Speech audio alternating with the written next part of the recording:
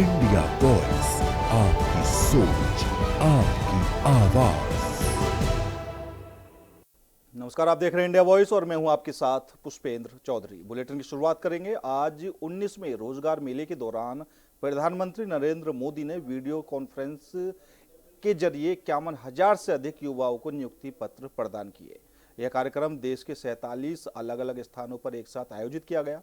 चयनित उम्मीदवारों को रेलवे, गृह मंत्रालय, स्वास्थ्य विभाग और अन्य केंद्रीय मंत्रालयों में नियुक्ति दी गई है, जिससे वे अब सरकारी सेवाओं में अपने नए कार्य की शुरुआत करेंगे। इस दौरान प्रधानमंत्री नरेंद्र मोदी ने कहा कि वह अभी 2 दिन पहले ही 5 देशों की यात्रा करके लौटे हैं। इस दौरान उनकी बड़ी कंपनियों के नेताओं से बातचीत हुई। उन्होंने महसूस किया कि पूरी दुनिया भारत के प्रभाव और तकनीकी प्रगति को लेकर बहुत उत्साहित है।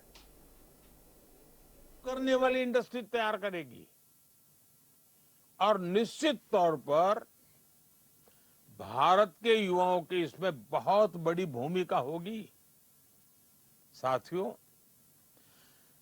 भारत किस तरह दुनिया का एक भरोसेमंद सप्लाई चेन पार्टनर बन रहा है, इसका मैं आपको एक उदाहरण देता हूं।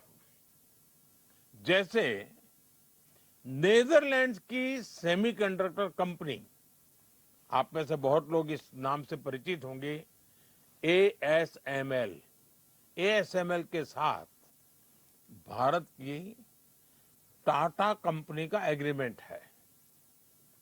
भारत दुनिया के कुछ ही देशों में से एक है जिसके साथ इस कंपनी ने समझौता किया है। ASML, टाटा, इलेक्ट्रॉनिक्स के बीच ये अकेला समझौता ही भारत में रोजगार के अनगिनत नए मौके बनाएगा और भारत को एक नेक्स्ट जनरेशन टेक्नोलॉजी में प्रवेश द्वार खोल देगा। ऐसे ही स्वीडन के साथ टेक्नोलॉजी और AI पार्टनरशिप्स, UAE का साथ सुपर कंप्यूटिंग कोऑपरेशन भारत की टेक्नोलॉजी क्षमता को बहुत मजबूत करने वाले हैं। इन एग्रीमेंट से युवाओं के लिए नए अवसर तो होंगे ही होंगे। साथियों, आज clean energy, critical minerals, green hydrogen और सस्टेनेबल मैन्युफैक्चरिंग से जुड़े सेक्टर्स भी बहुत तेजी से ग्रो कर रहे हैं, आगे बढ़ रहे हैं। इनसे जुड़ी पार्टनरशिप एक नई इकोनॉमी के न्यू अपॉर्चुनिटीज के दरवाजे खोल रही है। स्वीडन, नॉर्वे और इटली जैसे देशों के साथ ग्रीन ट्रांजिशन और सस्टेनेबल टेक्नोलॉजी में भी सहयोग बढ़ रहा है। ये भारत को क्लीन मैन्युफैक्चरिंग से जुड़ी फ्यूचर इंडस्ट्रीज में मजबूत करेगा। इसके अलावा भारत ने पोर्ट्स, शिपिंग और मैरीटाइम इंफ्रास्ट्रक्चर से जुड़े एग्रीमेंट पर तेजी से काम किया है। प्रधानमंत्री नरेंद्र मोदी ने 19वें रोजगार मेले के तहत 51,000 युवाओं को सरकारी नौकरी का तोहफा दिया है। पीएम मोदी ने युवाओं को नियुक्ति पत्र सौंपे। यह प्रोग्राम देश के 47 शहरों में आयोजित किया गया। वहीं जयपुर में आज केंद्रीय मंत्री अश्विनी वैष्णव ने कहा कि प्रधानमंत्री नरेंद्र मोदी ने आज देश भर में 51,000 से ज्यादा युवाओं को भारत सरकार के विभिन्न विभागों में नौकरी के नियुक्ति पत्र दिए हैं। यह एक बहुत बड़ी अनवरत सेवा है जो रोजगार मेला के नाम से 4 वर्षों से लगातार चल रही है। अब तक लाखों युवाओं को नौकरी दी जा चुकी है। श्री नरेंद्र मोदी जी ने देश भर में 51,000 से अधिक युवाओं को भारत सरकार के विभिन्न विभागों में नौकरी के नियुक्ति पत्र दिए हैं। बहुत बड़ी ये एक अनवरत सेवा है जो कि रोजगार मेला के नाम से 4 वर्षों से लगातार चल रही है और इसमें अब तक लाखों युवाओं को नौकरी दी जा चुकी है। आज का ये जो कार्यक्रम था, इस कार्यक्रम में 51,000 युवाओं को नौकरी मिली है देश भर में और ये बहुत बड़ी एक सेवा का काम है जो प्रधानमंत्री जी के नेतृत्व में देश भर में हो रहा है। मुंबई में बीजेपी सांसद मनोज तिवारी ने कहा कि भारतीय जनता पार्टी हर राज्य में चुनाव जीतती जा रही है। इससे विपक्ष का मनोबल ही नहीं टूटा, अब वह देश के खिलाफ साजिशों में लग रहे हैं। अभी कुछ नहीं है, विपक्ष की साजिश बढ़ेगी। राहुल गांधी देश के द्वारा चुने गए प्रधानमंत्री नरेंद्र मोदी और केंद्रीय गृह मंत्री अमित शाह को गद्दार कहते हैं। गद्दार की परिभाषा बताना शुरू करेंगे तो राहुल गांधी के नाना दादी, उनका पूरा घर परिवार गद्दार नजर आएगा। भारतीय जनता पार्टी हर स्टेट में चुनाव जीतती जा रही है। उससे विपक्ष का मनोबल ही नहीं टूटा है, अब वो देश के खिलाफ साजिशों में लग रहे हैं। और अभी तो ये कुछ नहीं है, अभी तो ये बहुत साजिश बढ़ेगा विपक्ष का। राहुल गांधी जी वो नरेंद्र मोदी जी को, जिनको देश ने चुना है, अमित शाह जी को, जिनको देश ने चुना है, वो गृह मंत्री हैं अमित शाह जी और प्रधानमंत्री नरेंद्र मोदी जी, और उनको राहुल गांधी जो नेता विपक्ष हैं वो खड़ा होकर कहते हैं ये गद्दार है। गद्दार की परिभाषा अगर हम जब बताना शुरू करेंगे तो राहुल गांधी जी के नाना, राहुल गांधी जी की दादी, राहुल गांधी जी का पूरा घर परिवार ये गद्दार नजर आएगा।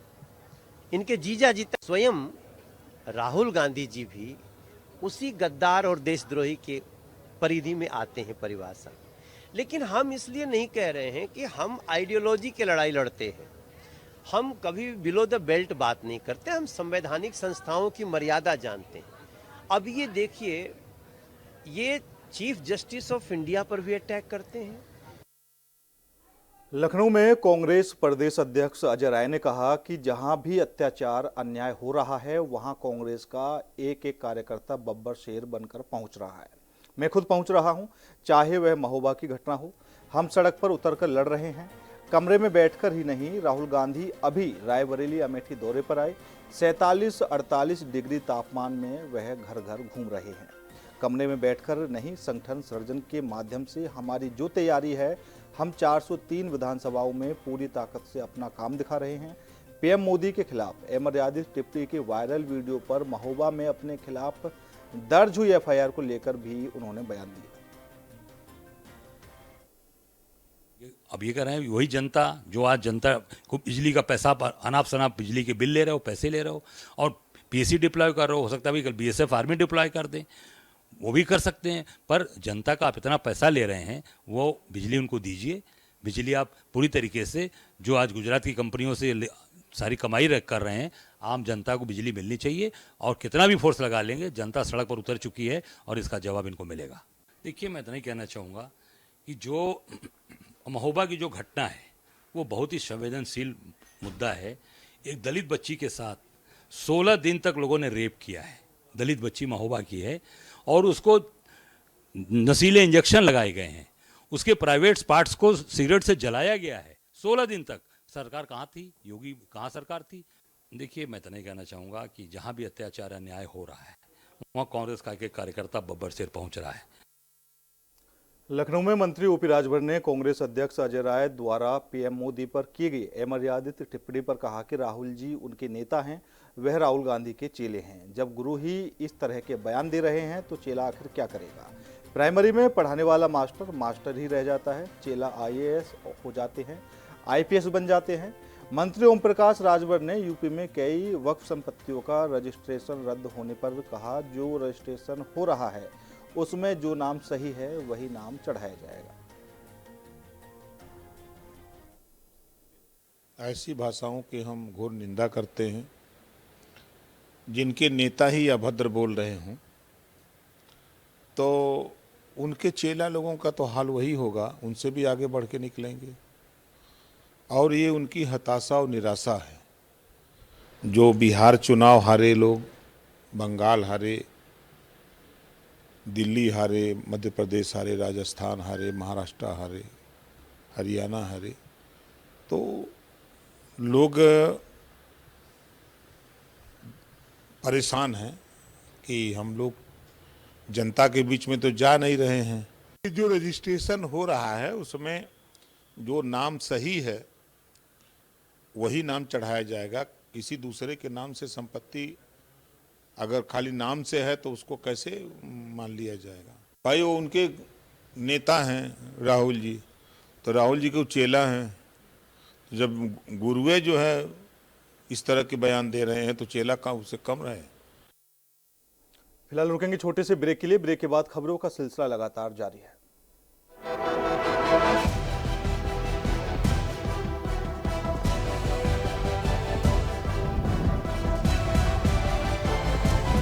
इंडिया वॉइस, आपकी सोच, आपकी आवाज।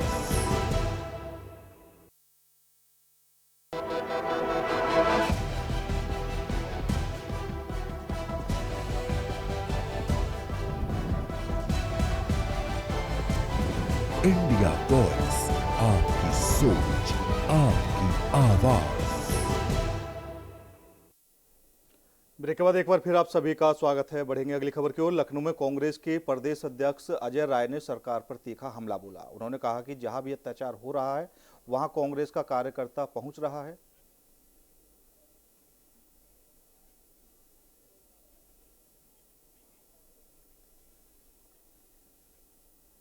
बिहार में केंद्रीय राज्य मंत्री सतीश चंद्र दुबे ने कांग्रेस नेता राहुल गांधी पर तीखा हमला बोला है। उन्होंने कहा कि राहुल गांधी को कोई गंभीरता से नहीं लेता और उनका दूसरा नाम पप्पू बन चुका है। उन्होंने तंज कसते हुए कहा कि लोगों ने अपने बच्चों का नाम तक पप्पू रखना बंद कर दिया है। राहुल गांधी को उनकी अपनी पार्टी में भी गंभीरता से नहीं लिया जाता और ना ही देश की जनता उन्हें गंभीर नेता मानती है। ऐसा है कि राहुल गांधी को कोई सीरियस नहीं लेता है और कहने में कहीं शंका नहीं है कि उनका दूसरा नाम पप्पू है और हम भारत के लोग अपने बेटा का नाम अब पप्पू रखना भी बंद कर दिए केवल उनके चलते। तो उनको जो कोई पार्टी में सीरियस नहीं लेता है, न देश की जनता उनको सीरियस लेती है। और उसी विचारधारा का नतीजा है कि आज दिन प्रतिदिन कांग्रेस की गिरावट हो रही है और उनके गठबंधन के लोग हार रहे हैं। अब तो उनके गठबंधन में भी दरार पड़ गई है।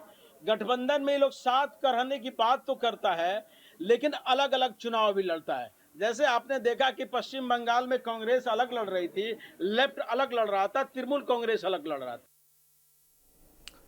छत्तीसगढ़ के अंबिकापुर में प्रदेश कांग्रेस अध्यक्ष दीपक बैज के इस सुझाव पर कि राज्य के नेतृत्व में बदलाव की मांग करने वाले वरिष्ठ नेताओं को राष्ट्रीय स्तर पर भूमिका निभानी चाहिए। कांग्रेस नेता और पूर्व उप मुख्यमंत्री टीएस सिंहदेव ने कहा कि उदयपुर चिंतन शिविर में पार्टी ने यह फैसला लिया था कि कम से कम राजस्थान में पार्टी युवाओं को स्थान उपलब्ध कराएगी। युवा अर्थात 50 साल से कम उम्र के पार्टी के साथियों को मैं समझता हूं कि दीपक को भी अवसर मिलना चाहिए। वह युवा हैं, निसंदेह युवा ऊर्जा जहां जहां है वह काम करते हैं, उन्हें मौके मिलते रहने चाहिए। उदयपुर के अधिवेशन में सम्मेलन चिंतन शिविर हुआ था, उसमें भी पार्टी ने ये निर्णय लिया था कि कम से कम आधे स्थान युवाओं के लिए पार्टी उपलब्ध कराएगी। 50 युवा अर्थात 50 साल से कम उम्र के जो हमारे पार्टी के साथी हैं, तो मैं समझता हूं कि दीपक को भी अवसर मिला। युवा हैं और निसंदेह युवा और युवा ऊर्जा जहां जहां है वही काम करते हैं। काम के मौके मिलते रहने चाहिए। जहां तक व्यक्तिगत मेरी बात है, मैं किसी महत्वाकांक्षा को लेकर नहीं चलता। कई बार ये बात आती है और वो भी बात आई कि यहाँ करना वहाँ करना ये वो। ना मेरे को किसी पद की लालसा है, ना मैं किसी पद के लिए काम करता। एक जवाबदारी महसूस करता हूँ और वो जवाबदारी प्रारंभ हुई करीब 50 साल पहले सार्वजनिक जीवन में आया सरगुजा से। और पार्टी ने जो मौके दिए काम करने के लिए, उसमें नेता प्रतिपक्ष के रूप में, मंत्री के रूप में छत्तीसगढ़ के भी बहुत सारे साथियों के साथ संपर्क में आने का मौका मिला। तो पार्टी के लिए स्वाभाविक है कि मेरी जो मंशा है कि मैं 2028 के चुनाव में कांग्रेस की सरकार बनाने के लिए क्या सहयोग कर सकता हूँ। थाना कृष्णानगर पुलिस को बड़ी सफलता हाथ लगी है। पुलिस ने अंतरजनपदीय टप्पेबाज गिरोह का पर्दाफाश करते हुए 3 शातिर अभियुक्तों को गिरफ्तार किया है। आरोपियों के कब्जे से करीब 6 लाख रुपए कीमत की ज्वेलरी, नकदी और घटना में प्रयुक्त 4 पहिया वाहन बरामद किया गया है।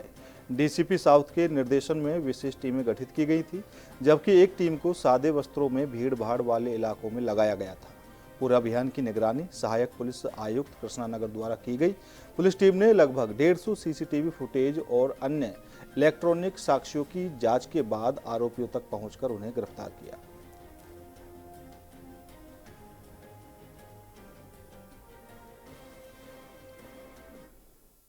एक वादी कृष्णा मिश्रा के द्वारा सूचना दिया गया है कि जब वो कुछ ऑटो में बैठे हुए टेम्पो में, तो उनके साथ कुछ महिलाओं के द्वारा चोरी किया गया है कुछ सामान और कुछ नगद।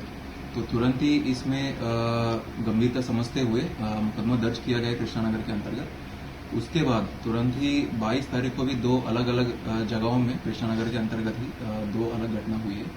मामला को गंभीरता समझते हुए पुलिस उपायुक्त दक्षिणी द्वारा 4 टीम गठित किया गया है और इसमें सहायक पुलिस आयुक्त कृष्णानगर के नेतृत्व में तो 4 टीम विभिन्न सीसीटीवी लगभग 150 सीसीटीवी देखा गया है और एक टीम जो है सादे वस्त्रों में भीड़ भाड़ वाला जगहों में रेकी किया गया है। तो इसमें थाना कृष्णानगर को सफलता मिलते हुए कि इसमें 3 लोग गिरफ्तार हुए हैं, जो इसमें 2 महिला है, 1 पुरुष है। इसमें जो मुख्य सरगना है बिंदु उर्फ चिंकी और दूसरा है गीता देवी और तीसरा एक लड़का है नरसिंह। इसमें नरसिंह है जो गाड़ी चलाता है, बोलेरो गाड़ी जो बिना नंबर प्लेट की गाड़ी है, और ये लोग इसी गाड़ी में घूमते हुए विभिन्न शहरों में घूमते हैं और अलग अलग होटल में या झुग्गी झोपड़ी में रुकते हुए इनकी जो रहने वाला जगह चेंज करते हुए। राजधानी लखनऊ की साउथ जोन पुलिस को बड़ी सफलता हाथ लगी है। कृष्णानगर पुलिस ने 3 टप्पेबाजों को गिरफ्तार किया है। हमारे साथ बातचीत के लिए मौजूद हैं एडीसीपी साउथ हैं रालापल्ली वसंत कुमार जी। सर, बड़ी सफलता कृष्णानगर पुलिस के हाथ लगी है। कौन लोग थे, किस तरीके से घटना को अंजाम देते? देखिए, आज थाना कृष्णानगर को एक बड़ी सफलता मिली है कि लगभग 3 शातिर अंतरजनपदीय जो टप्पेबाज के गैंग है वो पकड़ा गया है। लगभग 20 तारीख और 22 तारीख को विभिन्न जगहों में कृष्णानगर में 3 अलग अलग घटना हुआ था, तो जिसमें चोरी का पाया जा रहा है और कुछ महिलाओं के द्वारा बताया जा रहा था। तो तुरंत ही हमने टीम गठित किया गया है, जिसमें महिलाओं का भी टीम है सादे वस्त्रों में, जो भीड़ भाड़ वाला जगहों में रेकी किया गया था, जिसमें ये बताया गया था कि ये लोग जो है जो 3 गिरफ्तार हुआ था, ये लोग विभिन्न भीड़ भाड़ वाला जगहों को टारगेट करते थे और ऑटो टेम्पो में बैठते हुए लोग से पर्स, चेन और अंगूठा वगैरह ये सब लोग छीन के चले जाते थे। ये लोग लगभग 1.5 साल से ये काम कर रहा है और इसमें जो मुख्य सरगना है उनके ऊपर जो है विभिन्न जनपदों में, कुशीनगर में, कानपुर नगर में भी इनके ऊपर मुकदमा दर्ज है। तो इसमें तीनों से हमने लगभग 6 लाख की जो है नगद बरामदगी किया है और एक बोलेरो गाड़ी जो बिना नंबर प्लेट की, जो इसमें नरसिंह जो चलाते थे, जो इनके दामाद थे, तो वो भी बरामदगी हुआ था। तो इसमें अच्छी सफलता हुई है और इसमें पुलिस उपायुक्त दक्षिणी के द्वारा 4 टीम गठित किया गया है और ये सहायक पुलिस आयुक्त कृष्णानगर के नेतृत्व में ये काम हुआ है, तो ये बड़ी सफलता है। सर, जो गिरफ्तार अभियुक्त हैं उनके खिलाफ कृष्णानगर थाने में भी कई अभियोग पंजीकृत हैं, बावजूद इसके कैसे पुलिस की पकड़ से दूर रहे? कितने शातिराना अंदाज में ये लोग घटना को नहीं, बिल्कुल ये लोग अपना रूप बदल देते थे, ये लोग अपना जो रहने वाला जगह बदल देते थे, विभिन्न होटलों में रहते थे, छोटा छोटा लॉजेस में और कभी कभी झुग्गी झोपड़ी में भी रहते ताकि कोई पकड़ा ना पाए। और ये लोग वेशरूप ऐसा बना देते कि कोई इनके ऊपर शक ना हो। तो बट ये है कि हमारा जो टीम है सीसीटीवी वगैरह से जहाँ घटना हुई है उधर देखते हुए इनकी शक्ल वगैरह पहचान किया गया है, तो उसके बाद इनको अलग अलग जगह जहाँ ये लोग पहचान किया गया है तभी ये लोग पकड़ा गए हैं। बहुत शुक्रिया सर बातचीत के लिए। डीसीपी साउथ हमारे साथ बातचीत के लिए मौजूद थे, जिनका कहना है 3 टप्पेबाजों को गिरफ्तार किया है जो भीड़भाड़ वाली जगहों को, लोगों को टारगेट करते थे और उनसे टप्पेबाजी करने का काम किया करते थे। लखनऊ से अजहर खान, इंडिया वॉइस। सपा सांसद अवधेश प्रसाद ने नीट पेपर लीक मामले पर कहा कि मां बाप ने किस तरह बच्चों को पढ़ाया, परीक्षा के लिए तैयार कराया, फॉर्म भरवाया, 1 सेकंड में पर्चा लीक हो गया। पर्चा लीक होने का सिलसिला योगी सरकार में भी लगातार चल रहा है। माँ बाप ने बच्चों को पढ़ाया, परीक्षा के लिए तैयार कराया, फार्म भराया और एक सेकंड में पर्चा लीक हो गया। और पर्चा लीक होने का सिलसिला योगी सरकार में लगातार चल रहा है। ये खिलवाड़ नौजवानों के है। ये देश की उस संपदा के साथ खिलवाड़ है। देश की दौलत वहां का नौजवान हुआ करता, वहां का इंसान हुआ करता, आज उसके साथ ये सरकार खेल कर रही है। और उसके बाद 27 में दम भर रही है उत्तर प्रदेश में, बंगाल जैसे स्थिति पैदा करने के लिए। बहुत बड़ा महंगा हुआ सौदा इनके लिए। किस तरह माँ बाप ने बच्चों को पढ़ाया, परीक्षा के लिए तैयार कराया, फार्म भराया और एक सेकंड में पर्चा लीक हो गया।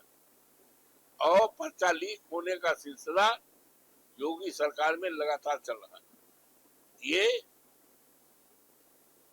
ये खिलवाड़ नौजवानों के है।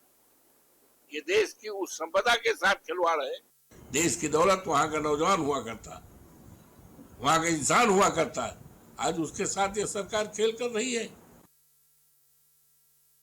शाहजहांपुर में मंत्री नरेंद्र कुमार कश्यप ने कहा कि प्रधानमंत्री नरेंद्र मोदी के 11 वर्षों के शासन में देश की प्रतिष्ठा और विकास ने नई ऊंचाइयों को छुआ है। उन्होंने दावा किया कि इस अवधि में भारतीय अर्थव्यवस्था में उल्लेखनीय सुधार हुआ है और देश वैश्विक स्तर पर 11वें से चौथे स्थान पर पहुंच गया है। कुछ नहीं है, देश के प्रधानमंत्री नरेंद्र मोदी जी ने 11 वर्षों के शासनकाल में देश की प्रतिष्ठा को, देश के विकास को एक हाइप तक ले जाने का काम किया है। देश की अर्थव्यवस्था में 11वें नंबर से चौथे नंबर पर आने के लिए अर्थव्यवस्था में सुधार हुआ है। बहुत सारे पॉलिटिकल पार्टी के लोग, बहुत सारे सोशल वर्कर बीच में कोई ना कोई शोगुफा छोड़कर या सरकार या पार्टी पर कोई ना कोई आरोप लगाकर इस तरह के हथकंडे अपनाते रहते हैं। ये टेम्परेरी तात्कालिक चीज़ें हैं, कुछ लोग शुरू करते हैं और ये समय रहते समाप्त हो जाते हैं, लेकिन इससे देश के विकास को और देश के हित को कोई प्रभावित करने की गुंजाइश नहीं है। मुजफ्फरनगर में यूनिवर्सिटी में ड्रेस कोड लागू करने के राज्यपाल आनंदीबेन पटेल के आदेश का समर्थन करते हुए श्री राम कॉलेज की प्रिंसिपल प्रेरणा मित्तल ने इसे सकारात्मक कदम बताया है। उन्होंने कहा कि सरकार ने भले देर से फैसला लिया हो, लेकिन यह सही फैसला है। उन्होंने कहा कि ड्रेस कोड से अनुशासन, समानता और शिक्षा का बेहतर माहौल बनता है। ड्रेस कोड बहुत बढ़िया लागू करा जी भारत सरकार ने, और उत्तर प्रदेश सरकार माननीय मुख्यमंत्री योगी आदित्यनाथ ने जी इससे अनुशासन बढ़ाया। कॉलेजों में, स्कूलों में एक समानता रहेगी, कोई ऊंच नीच नहीं रहने की, सब कुछ बराबर रहेगा। कोई गरीब है अमीर है इस चीज का फर्क नहीं पड़ने का। कोई बढ़िया कपड़े पहन रहा, कोई अच्छे कपड़े, खराब कपड़े पहन रहा, इस चीज का फर्क नहीं पड़ने का। सबकी ड्रेस है, एक ड्रेस में आओगे सब। इसके लिए सही क्या है, इससे कोई गरीब और अमीर में कोई एक समानता रहेगी और सब अच्छे से मिलजुल कर रहेंगे, कोई ऊंच नीच नहीं होगी। मैं तो कहूँगी कि सरकार दे रहा है, दुरुस्त है, ये बहुत ही अच्छा स्टेप है। और ड्रेस कोड से, जिसको हम यूनिफॉर्म कहते हैं, उससे बहुत ज़्यादा बेनिफिट होता है। हमारे श्री राम कॉलेज में तो हमने तो स्टार्टिंग से ही ड्रेस कोड लागू किया हुआ है। इससे होता क्या है कि एक तो सब बच्चे एक जैसे होते हैं। आप जानते हैं कि हर कॉलेज में बहुत से फाइनेंशियल स्टेटस के बच्चे होते हैं। अगर ड्रेस कोड नहीं होगा तो कोई कैसे कपड़े पहनेगा, कोई कैसे कपड़े पहनेगा, तो उनमें एक अमीर गरीब की जो भावना है वो रहेगी। फिलहाल मेरे साथ इस बुलेटिन में इतना ही। बाकी देश और दुनिया की तमाम खबरों के लिए देखते रहिए इंडिया वॉइस।